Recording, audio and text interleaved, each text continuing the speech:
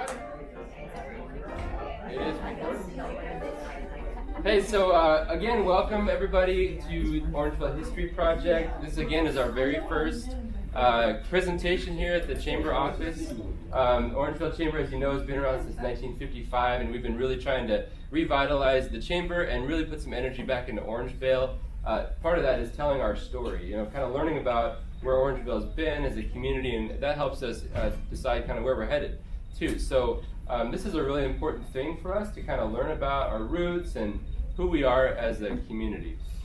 And so the Orangevale History Project, one of the things we've been really trying to do, as you can see, is build out this space. Back in May, with the big day of service in the community, we had volunteers that came and built these really cool shelves for us with the intention of turning it into a display of some of our historical photos and artifacts, and just really, again, telling the story. So we have a section for schools, so the whole vertical section for schools, kind of key homes and families, community organizations, and having some history about the Grange and the Women's Club and Rotary and some other things. Of course, powwow days is a big part of our history, agriculture, and some of the early days, kind of the way back history. And we've got some cool stuff that people have donated. In 1981 powwow days booklet, and we've got newspaper articles. We even have a song that Charlie Clark wrote called Orangevale, that we're trying to get him to sing for us, which would be pretty cool. But so if you have, one of my friends said, hey, I've got a garage full of this stuff, and he just brought a box of these cool things. And I know some of you have garages full of stuff like this, that this would be a great place to keep it. So if you do have things that you can donate to the Orangevale History Project, we would love to have that. We'll take good care of it and put it on display, and then when we have events like this, it's for everyone to enjoy.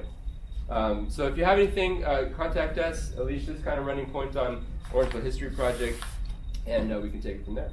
The last thing before we introduce Maryellen is, as far as Orangevale Chamber goes, our goal is to connect business and community. So we're a business and civic organization. So we're equally interested in the business community as well as kind of the civic community. And we're really trying to build groups of common, like-minded people that want to come together and learn about, again, our history, or want to get involved in kind of farming or agriculture, or whatever that common interest might be. So if you're a resident, you don't have a business, you can actually be a part of the Chamber. We have a special type of membership for residents. It's just $50 a year. And really all that does, it just says, yeah, I support the Chamber, I love what you guys are doing, and I want to be part of it and kind of be up to date with what's happening with events like this. So if you're interested in that, also talk to myself or Alicia. But we're glad you're here. Tonight's going to be a really fun, interesting night, and I'll let Alicia take it away. Hi, I'm Alicia. I work with the Chamber, also a member of the Women's Club, so we're sort of partnering with them.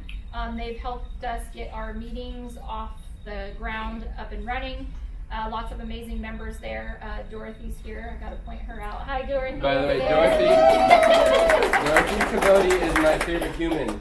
Yeah. 102, and she's just a classy lady. Yes.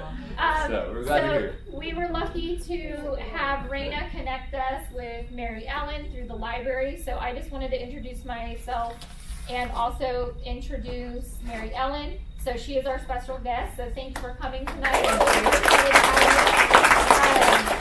going to just say a few things about her. I know she is involved in a lot of different things. She is a big part of the Renaissance Society at Sac State, which is a pool of speakers, so she can talk on many topics. So we're lucky to have her here tonight to talk about Orangevale and some of our history. She's done books through publishing and editing. I've also watched some of her videos on PBS about Farm to Fork, so if you're ever curious, you can Google that. It's very interesting information. I'll let her talk about a couple of the books that she's wrote if she wants, but we just wanted to thank you for coming out tonight. We're super excited to have a full room and get through our first event. Hopefully some of you will want to get involved and we can build our meeting group and keep progressing. So, Maryellen? Great, thank you. Good. So I'm going to start by asking you some questions, but first I want to introduce a few of my friends that came all the way out from close by in Midtown. So I have a lot of partners that do the work that I do. I'm a food historian and author, but I also do community history in partnership with other people. people, including Janice Kelly, who lives not far away. We've done tons of projects together, including If This House Could Talk. Joy G, who is my partner in crime since 2001. We used to do programs in the library, so there was a time when we were out in the library out here and at Sylvan Oaks at least twice a month. And then I have Rick Castro and Lawrence Fox. And Rick Castro, thank you. So I've known them for forever, but I publish not only with Arcadia and the History Press and other presses, but we also do self-publishing or indie publishing. Larry and Rick have done multiple books. Their bestseller right now is The First History of Sacramento City, which is the story of Sacramento in 1853. And we're involved in something called the I Street Press. How many of you heard about the I Street Press?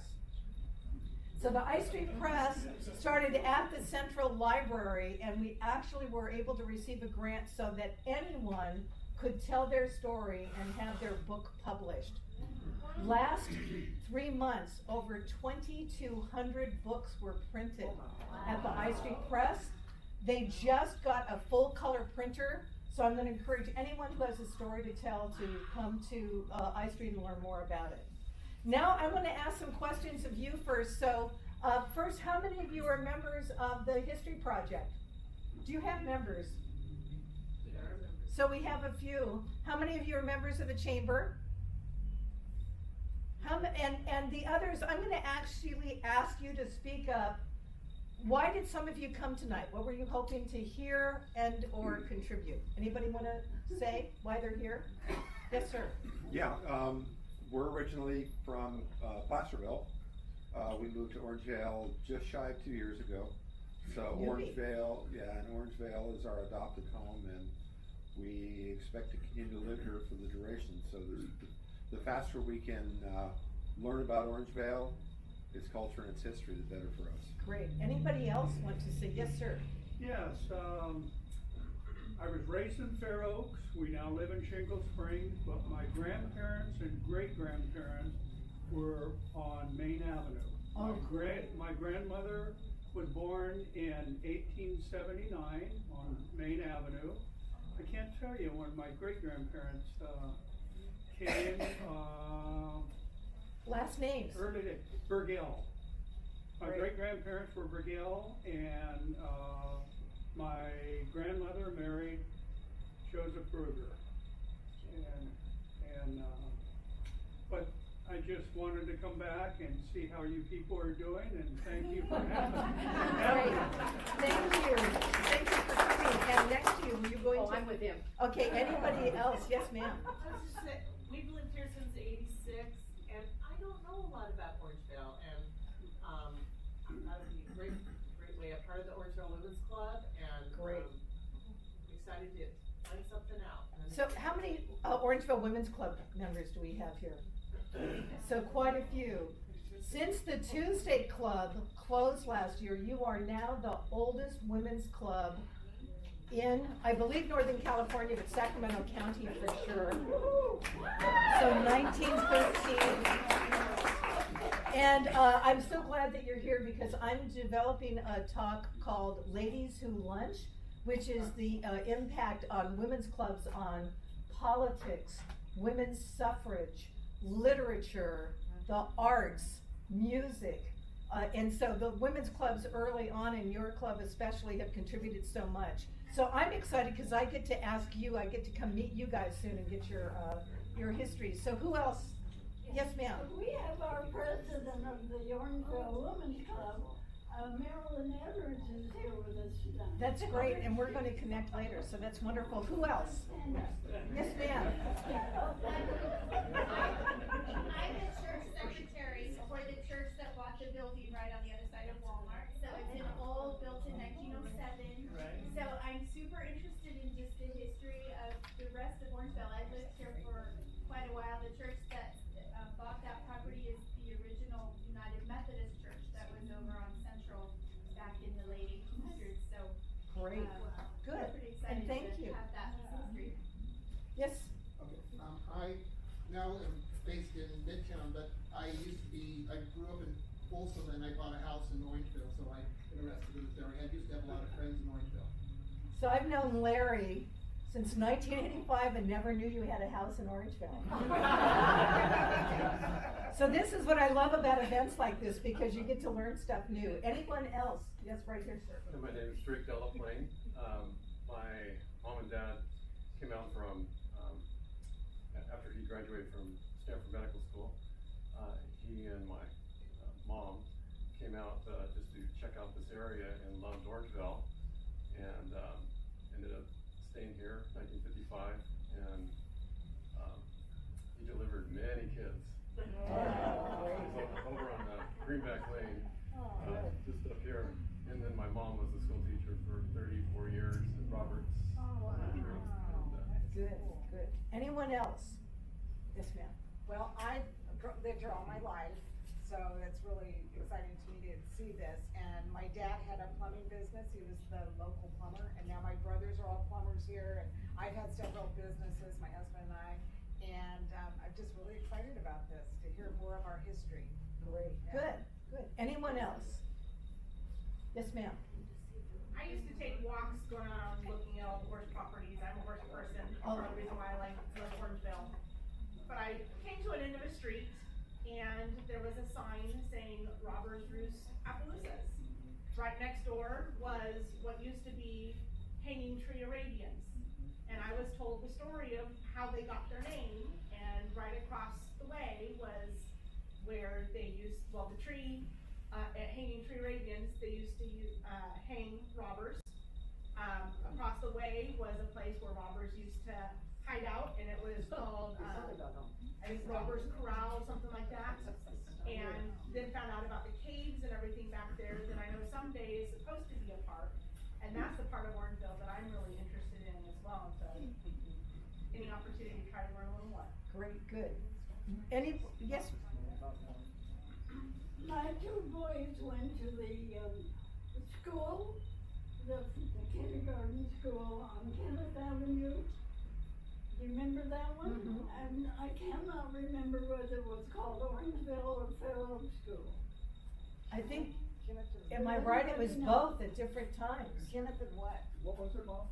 I can't remember whether it was called Orangevale or Fair Oak School. Earl Leggett? No, that was way before. Sadie Cable, I'm sure somebody remembers Sadie Cable. Well, this was her last. So I know that the answer, there is a book that Arcadia did on Orangevale, and I know that the school, what the proper name is actually listed in that book, so we can find it out. Where would that school be? One room school. Yeah. It burned down. Good. So one more. 10 years old. Yes. Well, I'll be short and sweet. Lived here for 50 years as of July 4th, and I just wanted to know more about the history of it. I only know a very little bit, really, considering all those years of living here. Good. So thank you very much. And I'm only going to talk probably about 45 minutes total. I want you to interrupt me if you've got stories, because you probably know as much history individually as I do. And I know that the History Project has just started, but I'm really going to encourage the group to start collecting the stories of the people who live here, including, you talked earlier about if you've got materials, just jotting down if you have a family member or a house that was significant, just dropping something off, because this could end up being a fantastic archive for other people to do research. It was amazing to me when I started looking at Orangevale history, and how that started is about 2012. I worked with Elaine Korn. I don't know if anybody's heard Elaine Korn. She was a former editor of the Sacramento Bee, and she was at that time working for Capital Public Radio. We wrote a grant called We Are Where We Eat that was looking at the history of the people who grow, cook, and serve and savor, actually eat the food that we eat.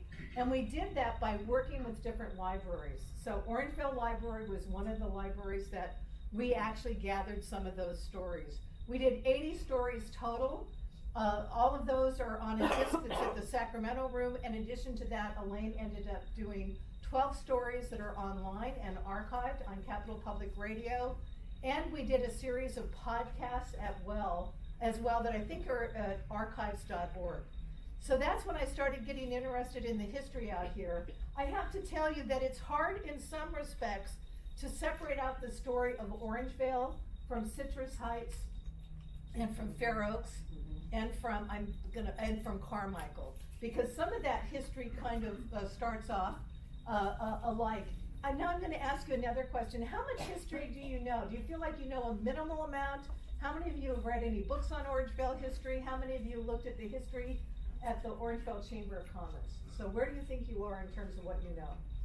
Oh, I know I bought that book when it came out, and I try to read everything I can, so I know. All right, so my goal today is to not always tell you what you already know, but some things that you might be surprised at. If you don't mind, I'm not going to go necessarily in chronological order, because I end up getting really confused by doing that history. And it's because every time I find out more about Orangevale, I find that something started earlier than that. But I'm going to ask a question to you. As we know, thousands of years before John Sutter came, and for most people that's kind of where they start the story, the Nissen Tribes were here, and they were southern Maidu. They were probably here between 6,000 and 10,000 years. How many knows much about that particular history in this area? Anyone? More in El Dorado County. So more in El Dorado County than anything else. They were literally the first that settled the land here in Orangevale. One of the things is that there's a misconception that they pretty much lived on acorns. That is not true. They were a brush people. They also were eating fish and salmon from the rivers that were close by, deer, raccoon, turkeys, whatever was wild. So they were grilling, and that's one thing people didn't realize. They were actually cooking meat as well. So they weren't just acorn related the way that a lot of people thought it was. One of the things that was interesting about them is they did have a separate male secret society that was called the Kusku religion. Kuksu, and that was a religion that was spirit impersonating. So one of the things is that they told this story. Each one of them thought that they needed to. It was kind of very much like the Aboriginals in Australia. That they needed to tell this story of the rocks, the trees, what was happening in the heavens. It was an oral storytelling tradition. And the shame is a lot of those traditions, we haven't been able to hear them, but they're really quite interesting. As we might know, the Spanish and the Mexicans started to survey the region by the mid-18th century. Mostly there were trappers that were working along the American River, and they were the first. The Spanish were the first in this area to actually start farming. They raised cattle for hides and tallow for candles from the 1820s to the 1840s. One of the stories that people don't realize is that the Russians, who knows much about Fort Ross? So Fort Ross was sold in 1841 from the Russians to John Sutter. Sutter came, as we all know, in 1839. They discovered microclimates long before we actually called them microclimates, and they were able to create, they looked at all the indigenous plants that were around this.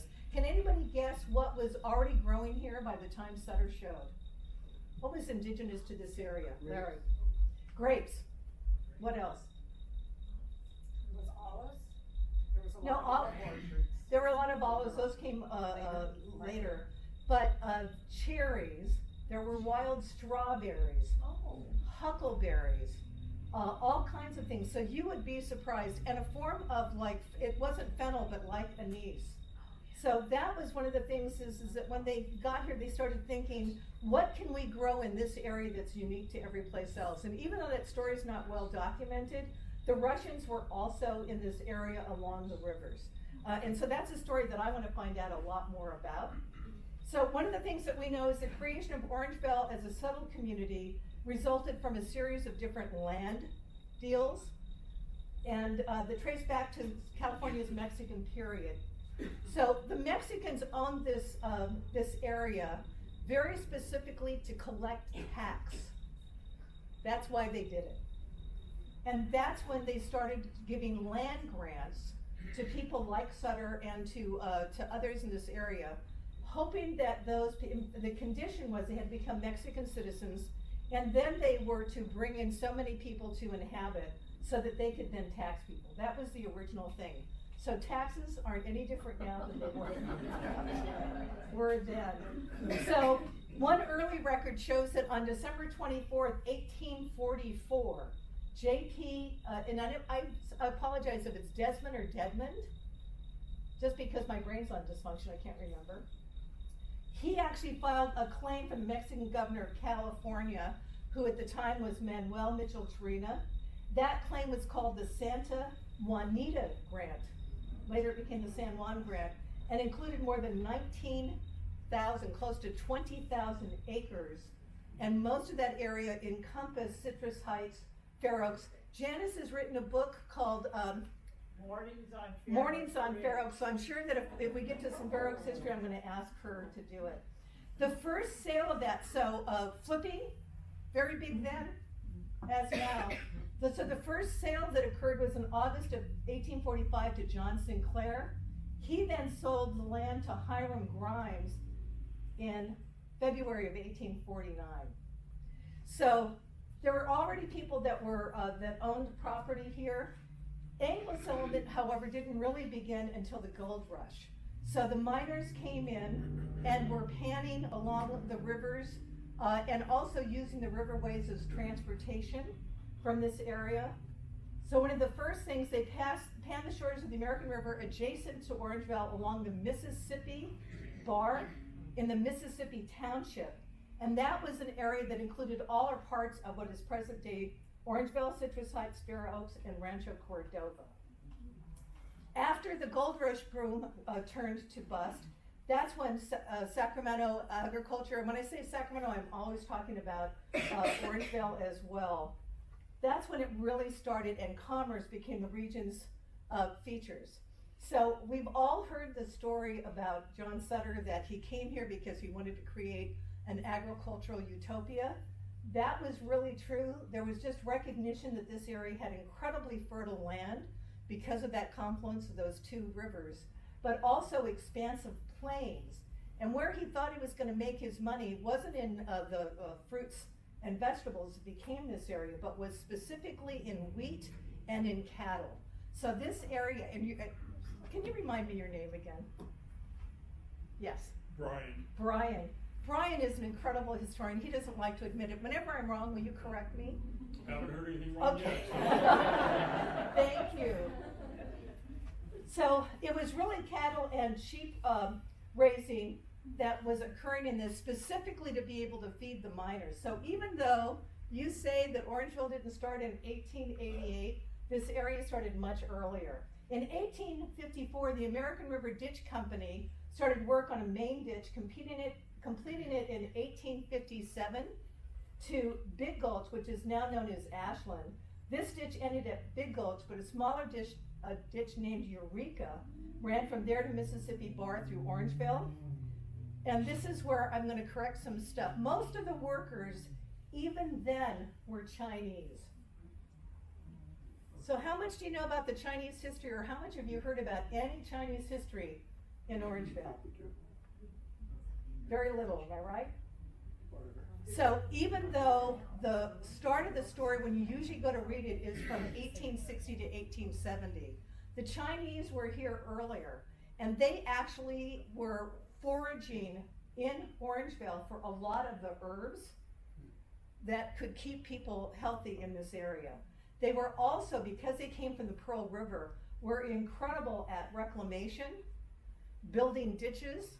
So there is some proof that they actually worked on those ditches really early on.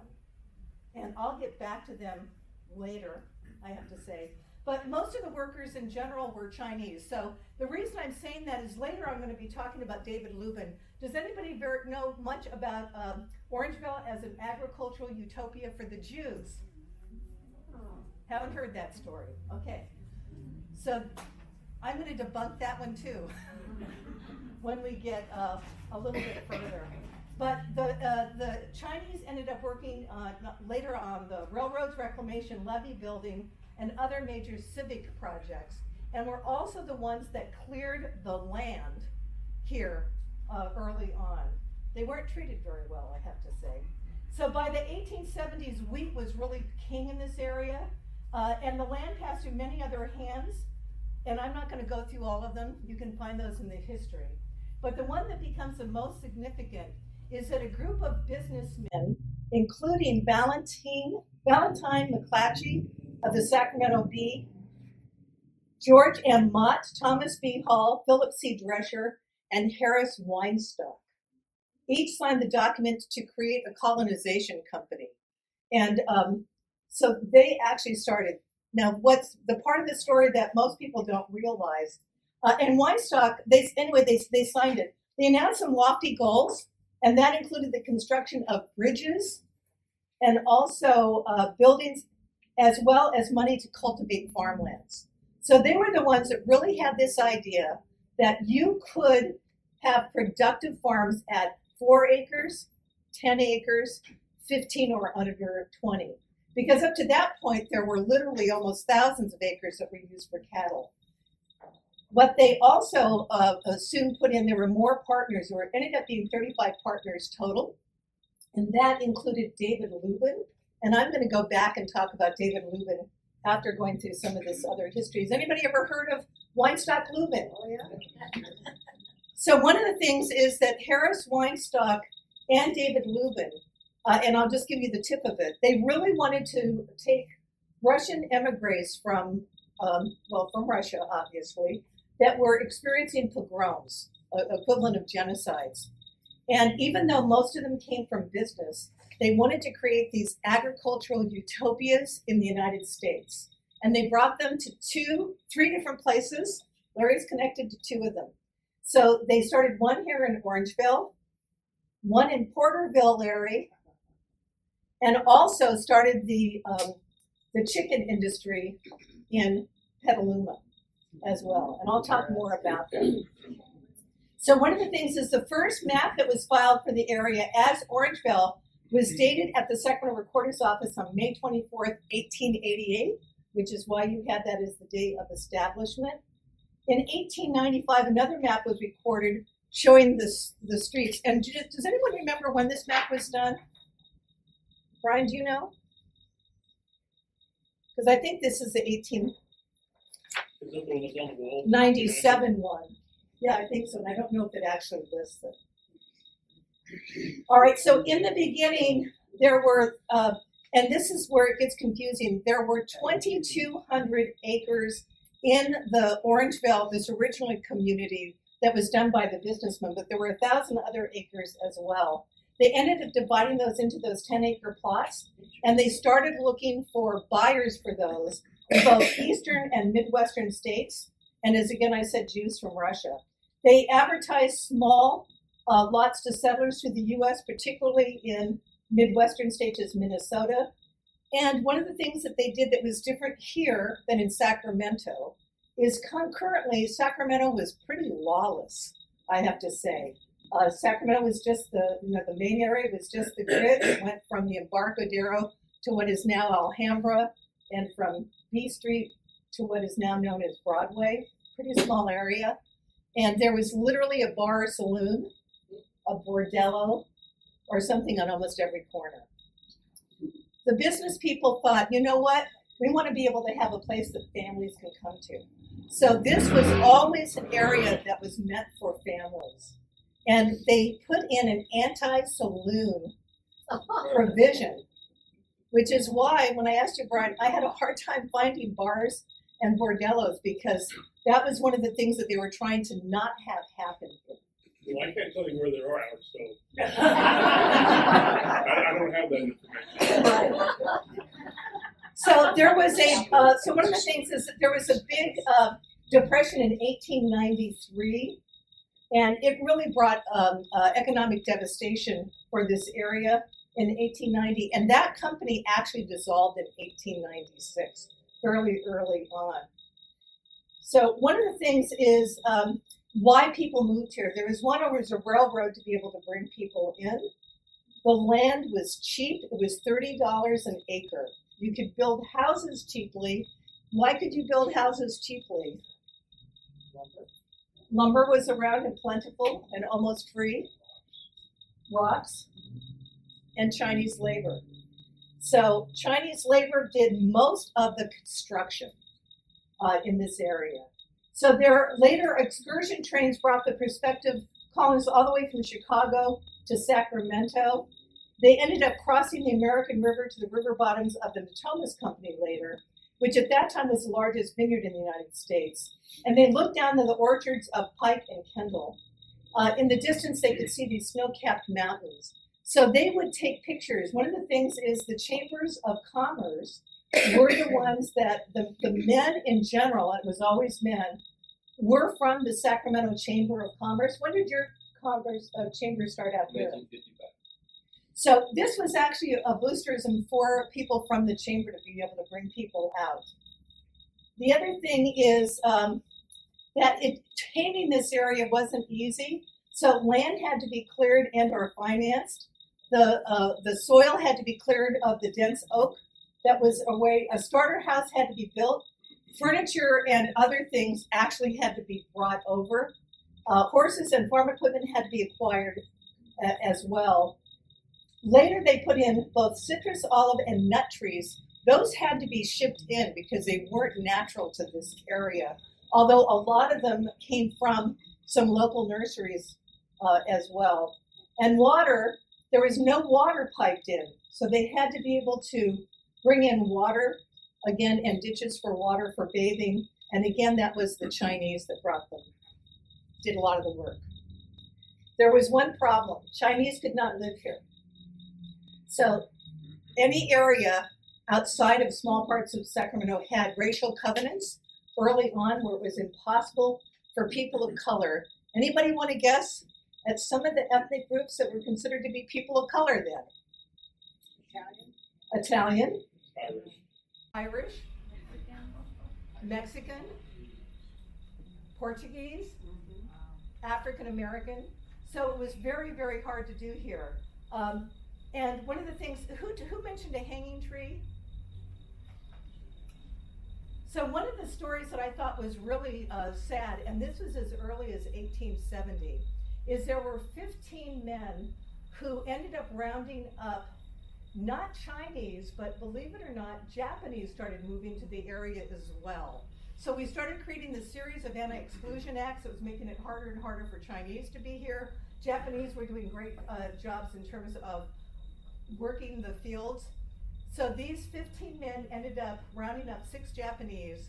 They hung them up on a tree until they thought they were dead, literally that they expired, and then they revived them and then sent them packing, had them move on.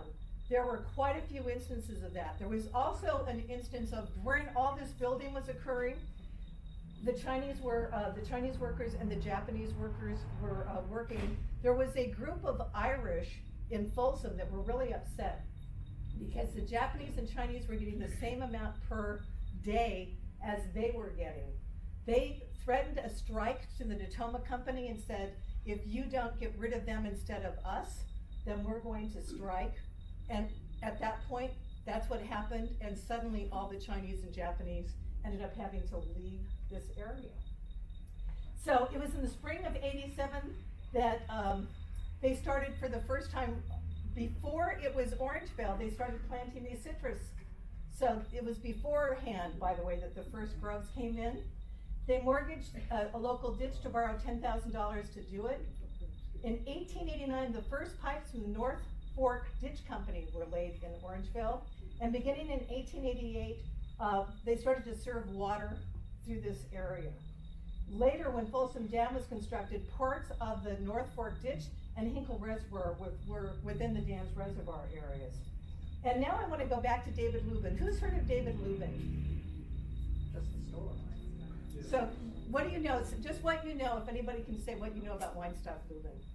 It was a fabulous store, and they have the best Christmas displays in the world. I know, weren't they wonderful? Weinstock, Lubin, and And Hales and Bruners. Not so much Hales, but Weinstocks and Bruners. Weinstocks and Bruners were the best best. Christmas displays. Right.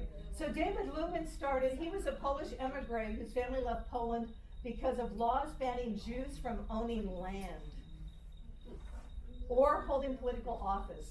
So he ended up drifting to California. From the day he left, he thought it was really important that he be able to emigrate to an area where Jews could actually purchase the land. That's why they were thinking of the agricultural areas later.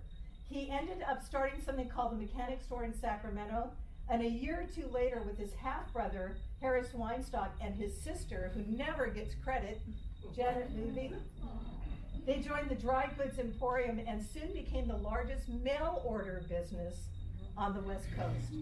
So that's what I meant by nothing, everything old is new again.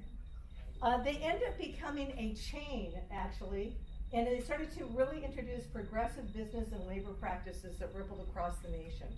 They were the first people who actually used the term livable wage. They offered medical benefits, loans to their employees for starting businesses and other. Assuming he became kind of impatient, he wanted to do more than just run the family department store. And his interest grew to agriculture, the problems of farmers, and that had already led him to create a new kind of overall. He's got patents for them as well. He created a clod crusher, a cultivator, and 8 additional agricultural patents that are still in effect today. He bought the ranch out here 18 miles from Sacramento, started the orchards and wheat farms before it actually became Orangevale. And that success led him to help to the growth of the California Fruit Growers Association, which was a cooperative marketing group. In the early 1880s, with Jewish immigrants arriving in massive numbers, he formed the organization to have the newcomers come here and to help them financially pursue agriculture. He actually gave away 10 plots of land and the money for it to be farmed. And those are, and one of the things was to settle in the areas instead of ghettos, because there was concern that if Jews came into the cities, they would just be ghettoized again. And that's really what started it.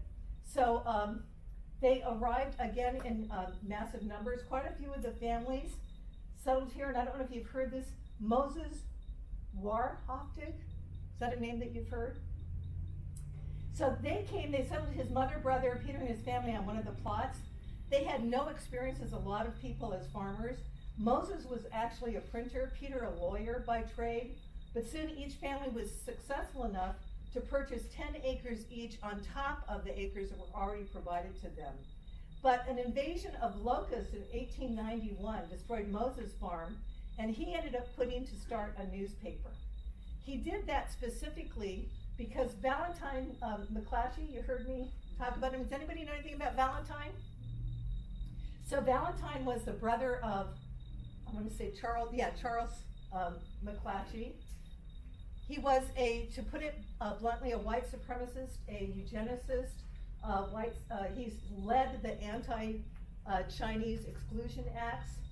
He used his printing firm to put signs up, including a sign, and I apologize because I don't have it right here, one of the first signs in Orangevale that actually stated when you had a business, there would be signs in businesses that said no Japanese or Chinese allowed in these businesses. And he actually produced the company for being able to do it. So most of the other colonists failed then, or in 1905 when there was a severe drought that destroyed the entire citrus crop. And Peter was determined to stay with it, so he schooled himself in scientific and sustainable farming methods, and with his son Solomon purchased more land. They did something that nobody expected them to do, and that was to create the Tokay grape. Has anyone heard of the Tokay grape? So, grape wine. Tokay was actually started in Florin, and so at some point Orangevale became the largest producers of Tokay grapes in the country, and that's really where a lot of the money came. They also realized that there were all kinds of fruits and vegetables that would work here, including peaches, olives, and other fruits.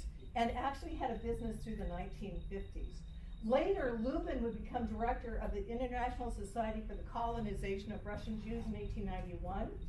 Later, his son Simon helped him develop a proposal for an international chamber of agriculture. In 1896, he actually moved to Europe to fund the International Institute of Agriculture, to help farmers share knowledge, produce systematically, establish a cooperative system of rural credit, and have control over the marketing of their products. It's still a permanent part of the UN, and you can visit that office today in Italy. So one of the things, though, is he really stayed committed to Orangevale. In 1905, he advocated for a government postal service. So we were just starting to get, and I'll talk about the Lincoln Highway in just a few minutes, we were just starting to build up roadways. But it was almost impossible for the farmers here to be competitive because it was so expensive to be able to, even with rail cars, to be able to get your stuff to the market. So he came up with the postal system and created what it was considered the first CSA. Anybody know what CSA is? I always forget it, that's why I'm asking. CSAs are where people commit to it, you get mail order, you say I'm gonna spend so much money. He created packaging for it so that you could send in a box and you could go to the local post office. Do you know when because I know the post office is here, when was the post office formed here? I don't know. You could go to the post office and you could ship your things to other areas. And he had a special name for that. And I have to get it. Okay. In 1914, a version of his postal initiative was adopted by Woodrow Wilson's administration as a national effort to pick up farm fresh products, and that included butters, eggs, poultry, and vegetables from rural farms and ship them out. It was called the Farm to Table Movement. Wow. So, take it that Sacramento chamber that they created the Farm to Fork Movement, because it was called the Farm to Table Movement, and that as a movement ended up becoming a national movement for being able to do that, which is wonderful. And that lasted until 1920, but it not only changed how we delivered stuff, but really revolutionized the mail order business and created the first highway system. So now I'm going to talk a little bit about, where am I on time?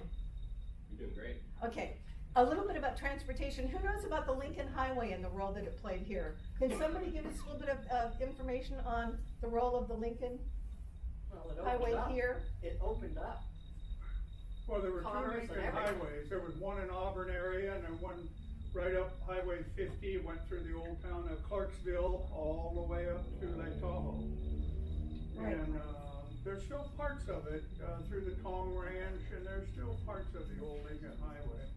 And there's a big section up here on Highway 80. On Highway 80 as well. Can you actually visit parts of it? I mean, is Oh, it a yeah. way Oh, that you yeah. can actually do that one? The only thing you see in Clarksville today is the one-room schoolhouse is still there.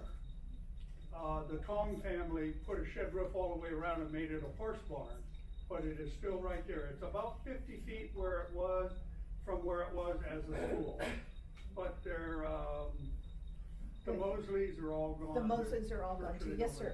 Sure, in downtown Placerville, there are actually a couple you can see. One is inset to a building on Main Street, which is a very characteristic Lincoln Highway sign. So the Lincoln Highway traversed what was before Highway US 50, the Lincoln Highway.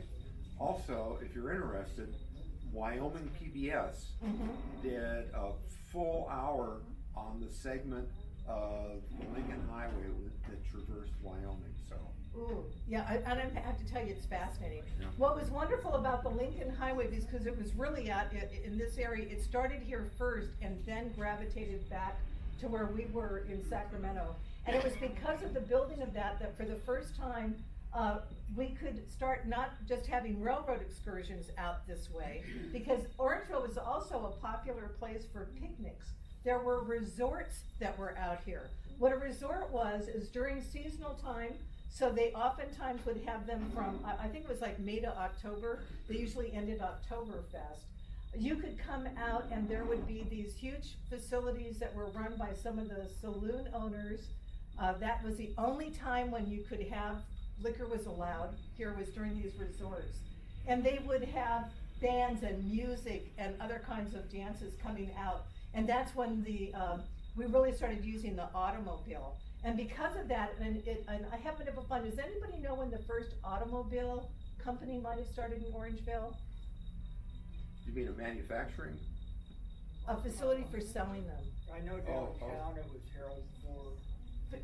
Right, downtown is Harold Ford, but was there ever out here? Bennett Ford, Madison and Greenback. Yeah, Madison. So do you know when that would have been? Well, it was around in the 60s. So it was around the 60s and earlier. But that was one of the other things that I thought was really important. There was a real building boom at the end of the 19th and early part of the 20th century. I'm not going to talk too much about the school. I'm going to ask. So obviously Orangevale had that main thoroughfare, which was called Greenback Lane. And some say that it was a narrow dirt road that was first built by some of the first settlers. Others again say that it was built by the Chinese, who had not railroad, but actually the experience of being able to build those kinds of roads. And who wants to venture on why it was called Greenback? They were paid in greenbacks. Yeah. So that's how the story goes. Never been able to prove that one, by the way, but that's how it goes. We used to have agricultural fairs throughout the area. This region was another area. Has anybody heard of Peter Shields? So Peter Shields was a judge who started, I believe in 1905, was when he started what's now UC Davis as an agricultural area. He did it to honor his mother. His mother owned property out this way when she was younger. This is long before it was Orangevale. So it was in the 1860s, 1870s. She was the premier orchardist in California at the time. Almost impossible to get information from her, but about her. But one of the things that she thought is to market fruits and vegetables, you had to do it in an exciting way. So what she created was an agricultural fair that was out here in 1894. She lived for quite a few years. And she used fresh fruits and vegetables to create these huge exhibits, which became the county exhibits for the California State Fair. She also created floats that would go down the street that had them as well. And it ran all throughout Northern California. She is credited with creating on her own, again, understanding microclimates and things that were indigenous, over 46 types of fruits and vegetables that are still did better here than almost any place else. So she was also a seed saver, one of the early seed savers. So a lot of the farmers would get their seeds from her as well. What was her name again? Shields. Elizabeth Shields. Yeah, it's a really wonderful story. Okay, and I'm gonna go ahead. We had some horse lovers. Who can tell me the story of horses in this area? Anyone know it? From the Spanish. So even though, is it Hagen that always gets the credit for bringing the horses to the area? It was actually Spanish. So there were wild horses that used to run here early on, and so a lot of the native people, the Nissen that ended up working later for Sutter, were already good horsemen. So that when the horse people started going, it was actually the native peoples that were teaching them a lot of things, particularly about breeding, and breeding for stamina, because you needed 2 different kinds of horses, or 3 different multiples. You needed the ones you rode. You needed to ride them to be able to transport. You needed horses that could actually be hitched up to wagons so that you could till the soil. And that was a lot of it. It was, and I'm going to say Hagen, I hope I'm not wrong, but I'm always thinking. Hagen. Right, that started the Arabians, that started the racehorse. So the racehorses didn't start till much later. But again, the Spanish and the native peoples were the ones that really brought us this one. I'm gonna ask somebody else to talk about the powwow days. Anyone know much about powwow days? When it started? Who's participated in powwow days? Powwow days. Is it called powwow? Yeah, the powwow days. So who'd like to share a little bit about the history? Parades with the Orangevale Velveteers back in the 60s, coming down Greenback, Langa, and I think we had different routes, but yeah, we had I was in many of the parades with the different things. Does anyone know a parade. When it started, when those parades started? 63. So not till 63? Because what I did find much earlier was, there was a route that was a horse route of, and this was still during the weekdays, from what is now Arden Fair, and then following from and I keep on thinking from Arden Fair, how would we get out to Auburn? Boulevard. Where would we do the switch over? From Arden Fair? Yeah, if we went down Arden Way, which was called Slaughter Avenue. You'd go Arden to walk to Auburn. Right, Arden, right. So that was a thing that they used to do of actually bringing the horses from one area to the other. Or even Howe Avenue would have gotten used. Yeah, Howe Avenue would have done it. And also moving sheep and cattle from it. But there was what is now Main Street, for a long time, was also a series of abattoirs. So horses got old, and horses had to be eaten. So what was different about Orange, and I might get this confused, and I apologize with Citrus Heights, Fair Oaks from doing it, but a lot of the abattoirs that were out in this area was specifically for horse meat. And then later, for dog meat as well. One of the other things is that there were a lot of packing plants, and anybody here ever work in one of the packing plants or have a family member that worked in the packing plants? So tell your story about that. My grandmother worked at the canneries downtown, but I used to pick olives in our olive orchard and take them to the cannery down at Hazel and Folsom Boulevard as a kid. Just even as a kid? Yeah, as a kid, we used to sell them the olives. So it was almost always women, by the way, that worked in the packing houses and in the canneries. And one of the interesting stories is that it was actually Mexican women that were working, and that was one of the few things, because you'll notice I haven't told very much of the Mexican story. It was very seasonal work, and so during packing season, it was usually Chinese, Portuguese, Mexican. And my grandma was Portuguese. Was she Portuguese? So they would come out and work in the packing plants. When it was season. And it was those women that just sat there and said, you know what? The men are getting paid double what we're getting paid. And so, and I'm blanking on, can anybody name one, it starts with an M, one of the packing plants that was out here? Hutchin Kendall? Thank you. That was a big operation. I grew up about 1,000 feet from the packing shed. Right. Mostly all Chinese. The railroad came in. Right. And, But that was in Fair Oaks. in Fair Oaks. Yeah, that was, No, but the pipe, But it was the Fair big Oaks, one yeah, it was was close by. right across the river. If you take Sunrise across, in fact, if you would go across Sunrise right now, there's a road that comes out on Sunrise from the Parkway. That's right where the packing sheds were. It's a very large operation. There were hundreds of acres of stone fruit clear down, then it wasn't called Rancho Cordova, but all the way down to the Shields Ranch, way below Mills and that area there. And all that fruit went through that packing shed. So they were really large, and it was actually the women from here that didn't unionize here because they knew it was going to be impossible. But when they went back to Libby McNeil and Libby, which is one that's on Alhambra, and this was sometime there, I think 1923. They just sat there and said, you know what, we're going to start a union specifically for women, and did a strike to be able to get higher wages. And the benefit of that was, remember I said that the women got 50% less than the men? They raised everybody. So the men still got 50% more. I know. And hold on. So I also wanted to talk just a little bit, and then I'm going to open it up to questions.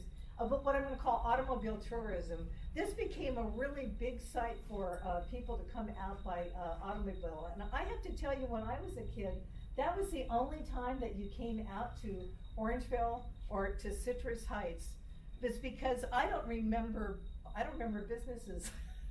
What was the main street? I don't even remember a main street. Back that way. Was it further down from doing it? But it was Main where, Avenue. Main Avenue. Main Avenue. That was It the was main where street. you could do U-pickets. And who owns the Domich place now? Somebody's here that owns the Domich place? Comic, Tomich. Tom, that man right there, I think. okay. Right, from doing it. Comic, and yeah, they had 2 ranches there, they were, yeah. Who's planting the new trees, you are? Yeah. Wonderful. We've got a group of people that are helping do it. Wonderful. And it's, Tom would be am I sure. right, it's Tom 10 would be acres? sure. When did you end up purchasing it? When, about a year ago this month, actually. So we had our first season this year. But what was interesting, and this is just from my memory, and I could be totally wrong, but there were different areas that you went for different things that you picked. Right? So you would go for cherries, was mostly down kind of in the Lodi area, in the Natomas, area, well, not the, yeah, but in the South Natomas area, which was, what is it, Central Road?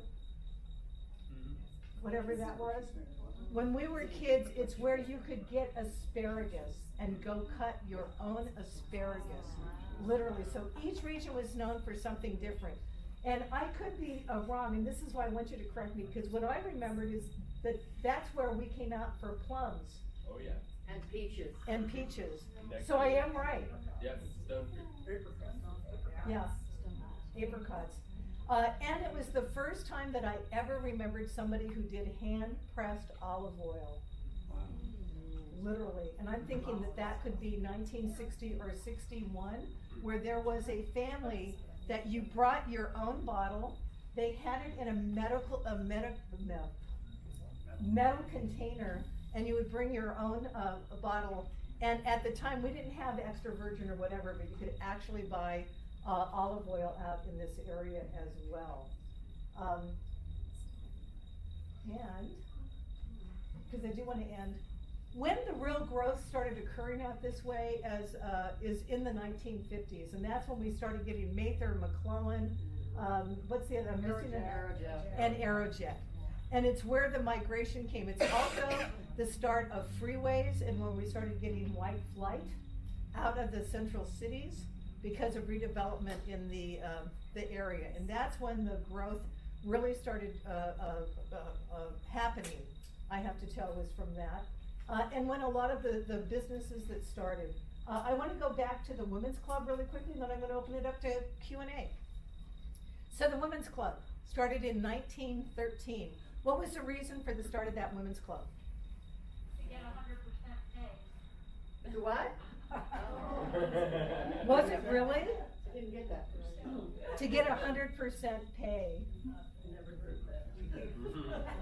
So you said that you've lost the history of the Women's Club from 1913 to 1923, am I correct? We can't find it. You can't find them. But we know that it was started because they wanted to reach out and do community service.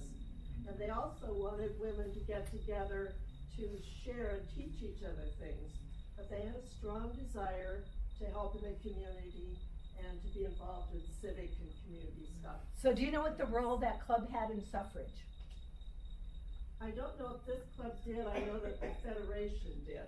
Right, and the Federation did. So it's my understanding, and I could be wrong, so I'm gonna put this down as, I don't wanna call it hearsay, it's that I started doing research and finding it. And that was, as you know, California had suffrage for women in 1911. We started our first suffrage campaign was in 1896. Sacramento, and when they meant Sacramento, that included this area, the unincorporated area, voted against suffrage for women. And then there were active campaigns in 1911. And this was the thing that really surprised me. And it's my understanding that women who were, do you remember who your first president was? I have forgotten. Okay. Sorry.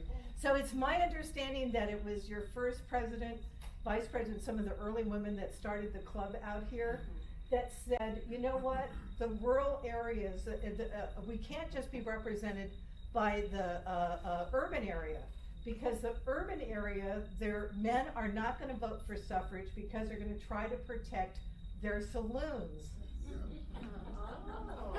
and their bordellos.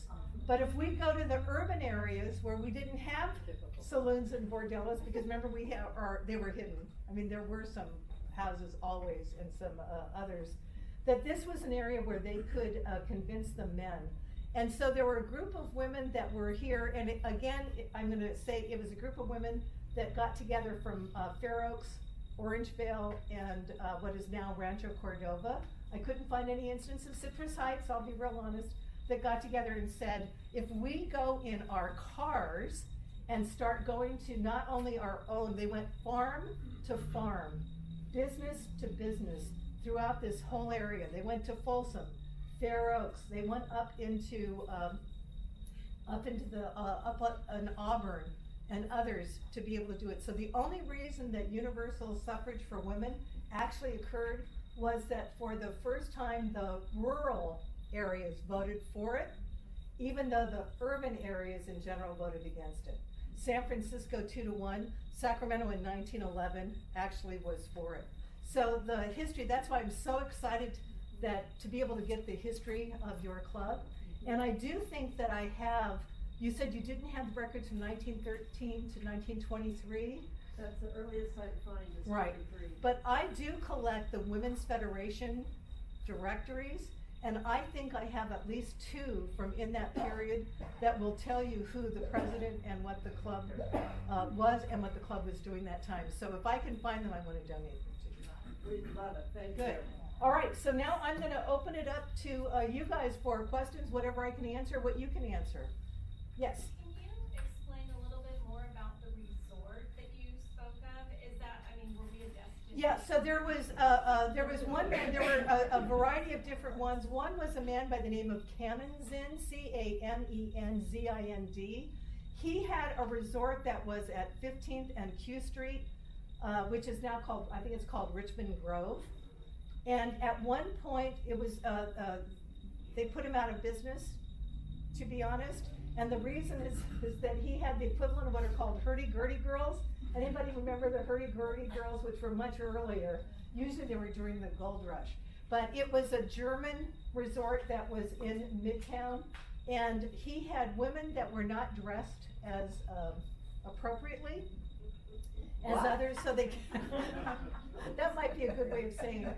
So he ended up taking some of the property that was, because McClatchy and Weinstock and Lubin still own quite a bit of property out here. So they would rent to him so that he could actually start a resort. And what they would do is first by train, later by automobile. So they would do it oftentimes during, so it ran usually from Memorial Day until Labor Day. And people would come out this way for picnics. And again, I'm willing to donate to you as well. I have some of the photos of the picnics as well. Those picnics, however, were segregated, even then.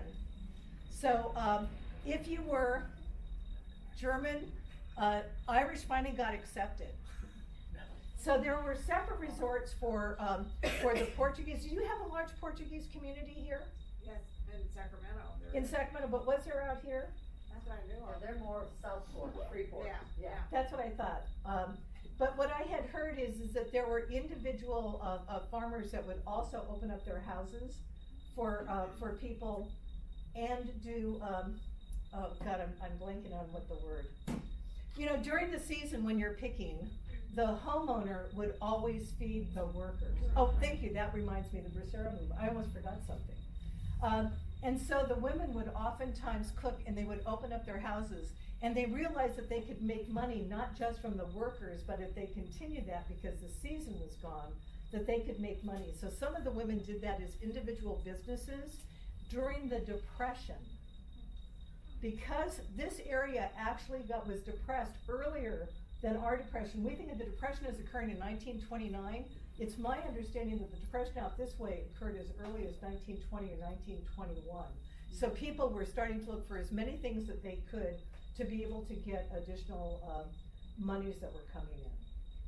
So, answer to that one. And there were others, by the way. Folsom had quite a few. Fair Oaks had some. Rancho Cordova as well. Rancho Cordova bigger because they had the Cordova winery, which was the largest winery in the or vineyards in the world at one point. Wow. Started in Natoma. Right, started in Natomas. Another question? Yes. I have been doing research on the Calder House. The one Thank you.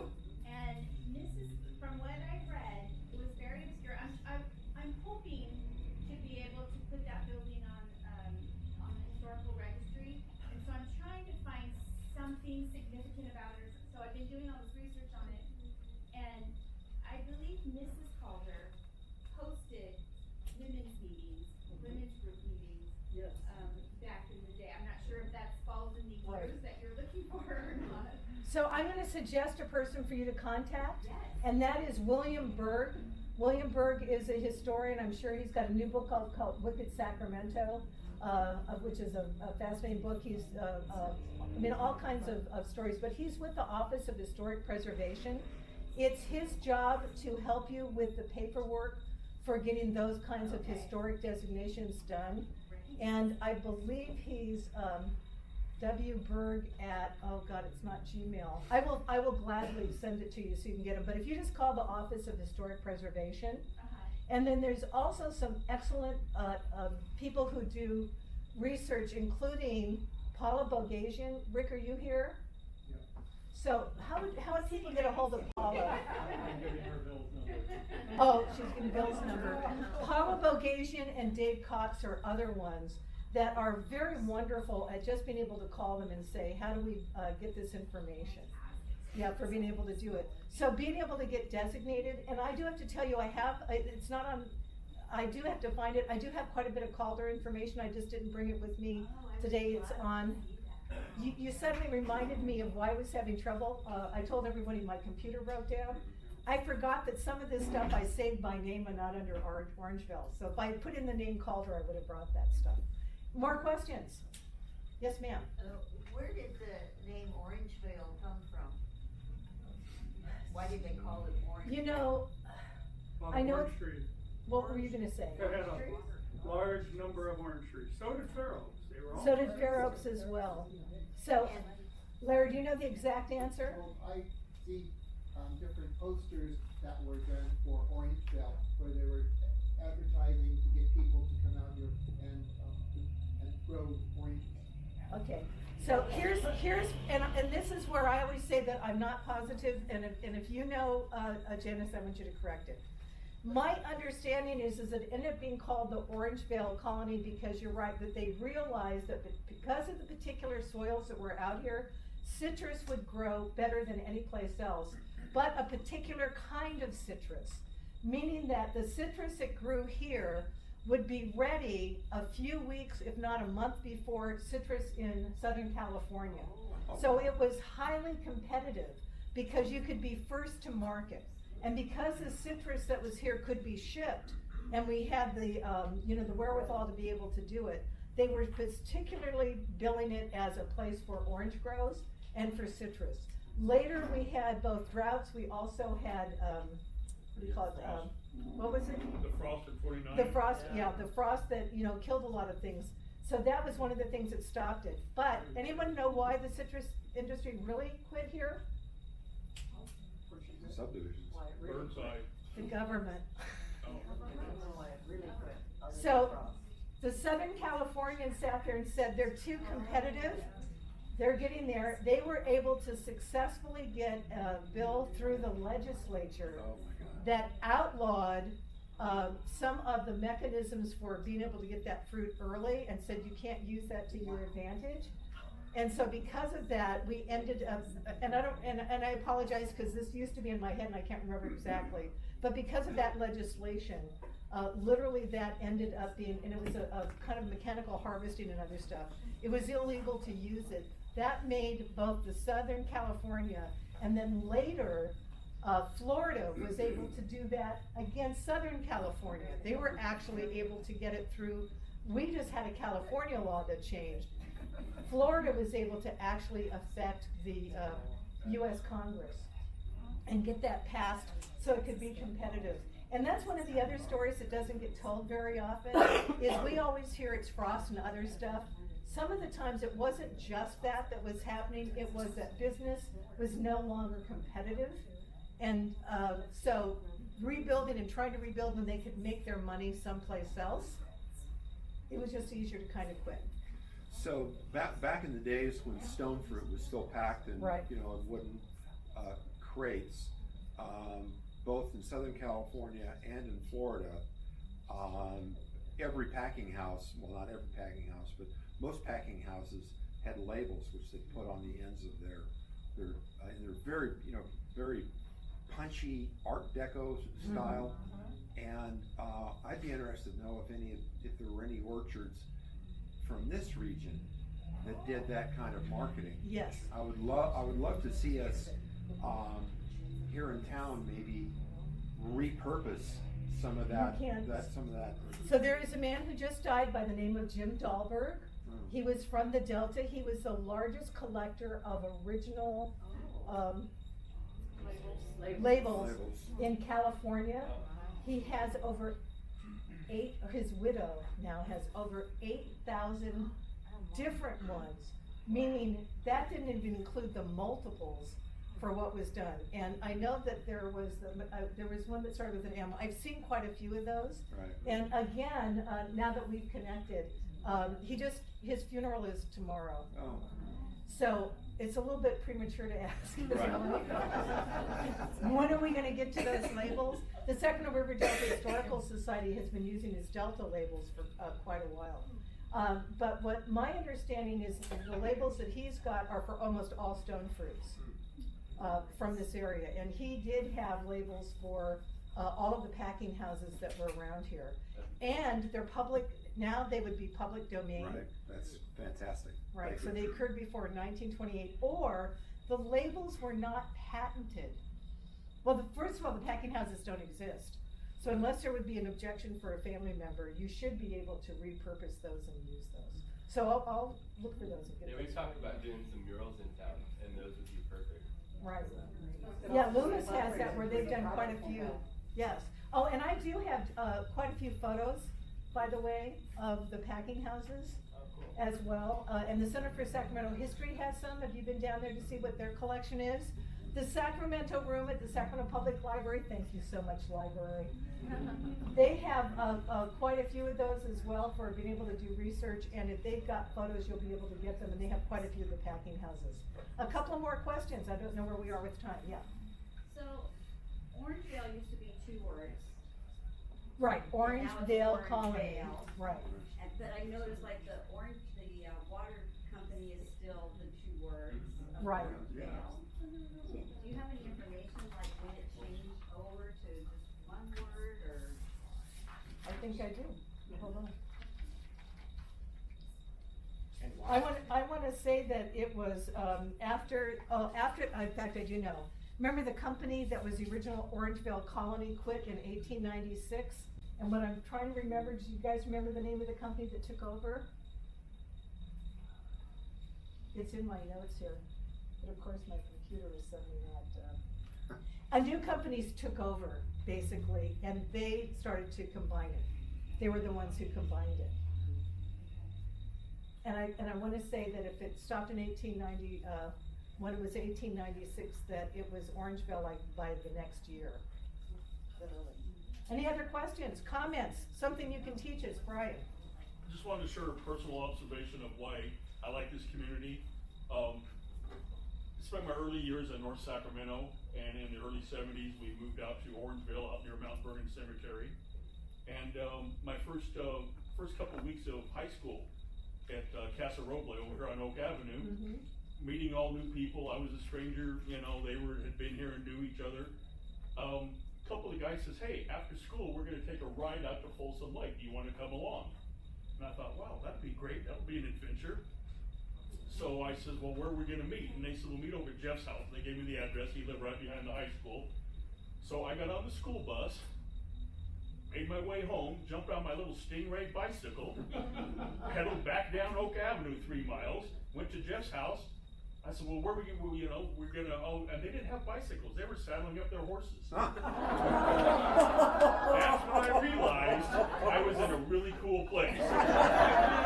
Okay, because growing up in the city, only horses I knew were on John Wayne Westerns, and the only trees I knew were the trees out in the front yard. All the oak trees, all the trails, and sure enough, they had an extra horse. They saddled one up for me, trying to teach me to ride. We went out to Folsom Lake for an hour or two. So that sticks with me from being 14 years old, which was a long time ago. But that's why I think Orangevale is really special. It just had that significant kick and made an impact on me. Not only was it a new adventure, but they taught me how to participate, and I never fell off the horse. So anyway, so difference between the horse ride and the bike ride. That's why I like Orangevale. Let me say, one of the things that I like, and I want to thank you for starting the small 10-acre farm, is that there are now quite a few people that are coming out and picking up property that's 4 acres. There's a woman, and we apologize who could not remember her name. She is growing Sonoran wheat, the same wheat that was grown out here in 1840 by John Sutter. She's got, it's my understanding it's 4 acres, but she's growing it on 1 acre. She's threshing it herself and actually using it. Do you have her information? And I do have it, so, and like I said, I hate to always apologize, but I lost my laptop and my tabletop model both went all at the same time.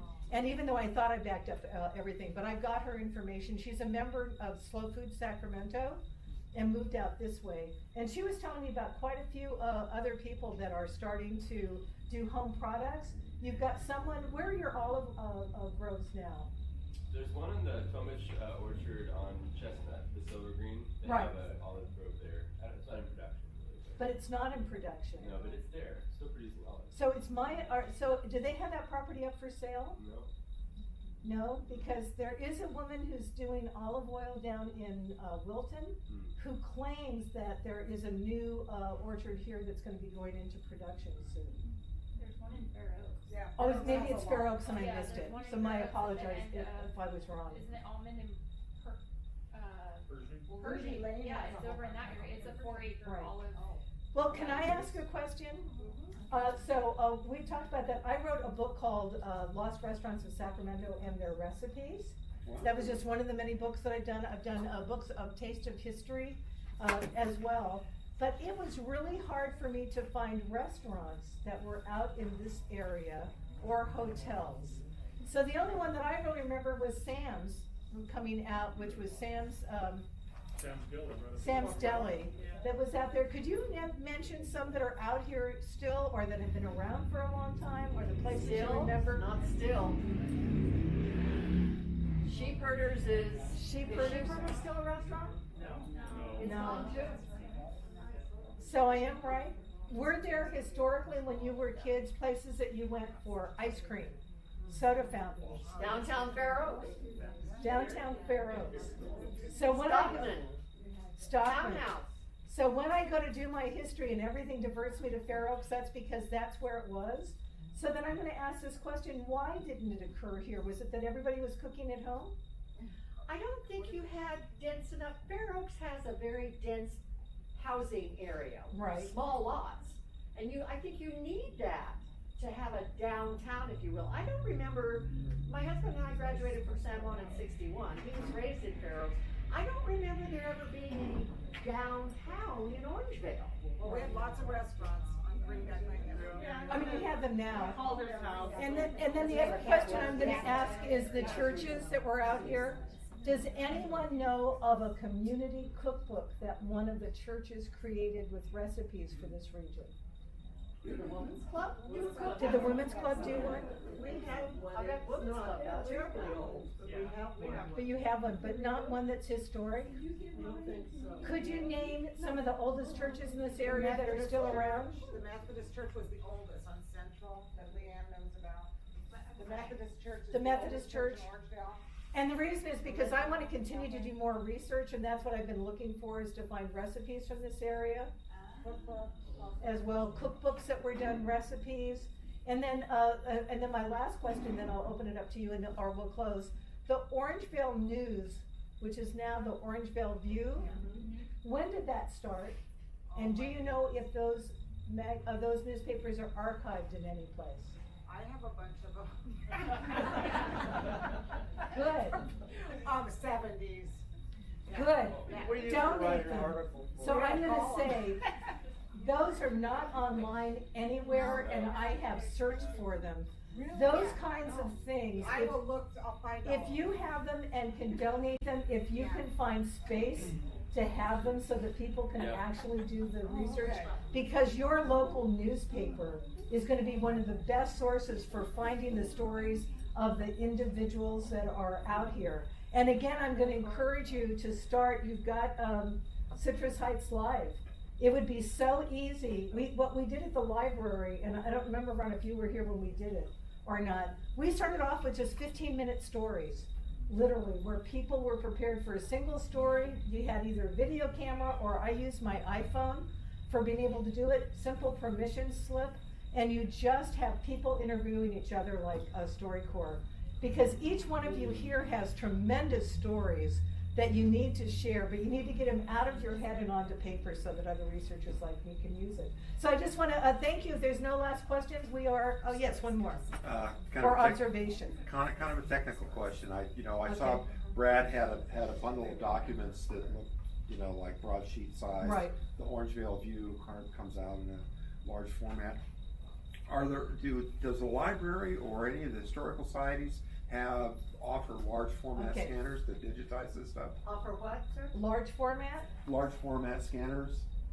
So you can make a digital copy.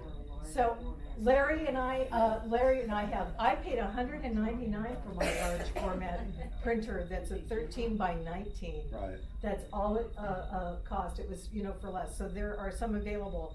I don't know, the Central Library, like Larry and I use them because it's for something special. Right. It would be something that's good. I'm gonna suggest, since it doesn't cost very much, that the Orangevale History Project have that be one of the items that you have, so that people can come in and actually scan. One of the best places to find out about Orangevale is actually a series of guides that are in the Sacramento room, the Sacramento Bee put out every year a resource guide to the county of Sacramento that would take every one of the cities and tell you what was growing, what the tonnage was at that time, who the primary families were. That's one of the best ways of being able to find Orangevale information, and they ran those for probably 15 or 20 years. They are available, some of them online. I'm going to give you a site. Who are the researchers here? Couple. Early Happy days, Trust. HATHI-trust, TRUST.org. They have over 18 million full text articles, including every one of those guides that I'm telling you about, that were guides. And all you have to do is put in the word Orangevale. You'd be shocked at the information that you get back for those, and especially when it comes to agriculture. Also, the state archives has every one of the agricultural guides to the state fair. You guys, and that's what I didn't talk about, you were starting to win awards by 1894 for the best of almost everything. Gold medals from 1894 up till I think I found 1916 pretty consistently. When was the frost? The frost was until 30, right? 32. 32, but for some reason you started losing the golds. They will not only tell you what the fruit was, but who the farmer was that was growing it, what it weighed. And I get those from Google Books. Google Books. Just Google Books, just going on to Google Books and just putting down the information that I need, and that stuff will come up fairly easily. Good, so that's. I just wanted to say one thing. I don't know if anyone remembers, but when I was a little boy, 7 years old in 1964, my father, he wrote for the Sacramento Union for 50 years. We would come out here and we would go, Madison Avenue actually turned into dirt. So you'd have to go greenback to go to Folsom Lake to fish. And he wrote about fishing. Well, the boardwalk over here was the bait shop. A lot of people don't realize that, and that's, I mean, it was so sparse, it was just that building, and that was it. We'd stop at that bait shop. What was your dad's name? Kurt McBride. Oh, God. When can we talk? He was Mr. Sacramento. Yeah. So I have, that actually gave me. You got a story about it, we wanna hear it. I have some stories about Kurt McBride from Stan Gilliam and vice versa. Yeah, so I actually collect, I have a lot of Kurt, of information. But I will tell you one other source, and again, thank you, Sacramento Library. You're gonna hear, please become, if you're not a friend of the library, become one. saclibrary.org. You can go onto the main site, it says books and media. You can go there. You will find full text articles of the Sacramento Bee from 1857 till today, one day later. I put in Orangevale, and after I got 1 million hits, I just said, okay, I can't do that today. That's gonna be almost impossible. But again, for being able to do research and to be able to find that information, it's incredible. The bad news about the Union is not archived that way beyond 1928, so it doesn't get included. But again, if you're looking at the early history, where I got most of this history was actually not from the books, but from the Sacramento Union, because you'd be surprised how many ads, just the ads alone for here. There's a way of being able to cut them out, blowing up posters and other things, and ads for the other stuff. So those are other places that you can look for information. And otherwise, we're getting close to time. It's 7:50. Let's give so Maryellen thank a big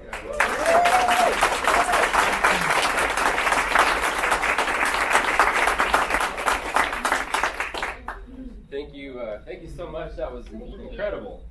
Very interesting. And we got it all on video, which is great. So we get to share it out on Facebook. So thanks to Orangevale Live. So thank you all for coming. We've talked about the Orangevale History Project. Again, that we mentioned this is our first. We hope to do this again. How many would you like to do this again in the future?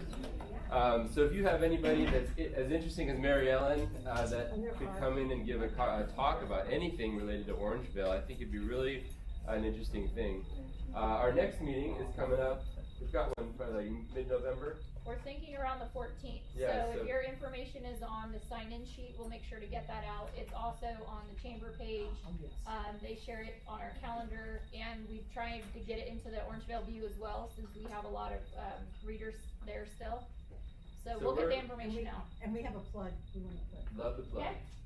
Archives crawl. So tomorrow from 10 o'clock until 3 or 4, the Sacramento Public Library Sacramento Room, California Archives, California State Library, and Center for Sacramento History are open and free to the public for you to be able to do research. Wow. There are 20 or 30 different historical societies that are around.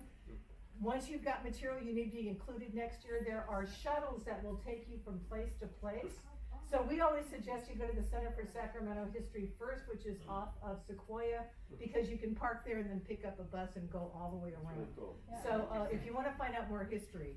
And while you're at it, go get some more information about Orangevale history, because we want to fill this up. So we really need help. So we're trying to do this once a month. We've been meeting maybe 5 or 6 months now, and we've got a good core group of people. It's and we're slowly building. We're trying to build this team that can each of us take a little piece, get some information. I'd love to get some, fruit labels and have those up on the wall. And so this is a volunteer thing. It's an organic process. It's going to take a long time, but we hope to kind of build it over the next couple of years. So if your email's on the list, you'll get all the updates. And again, thank you guys for coming. Thanks for supporting this, and we'll hope to see you again.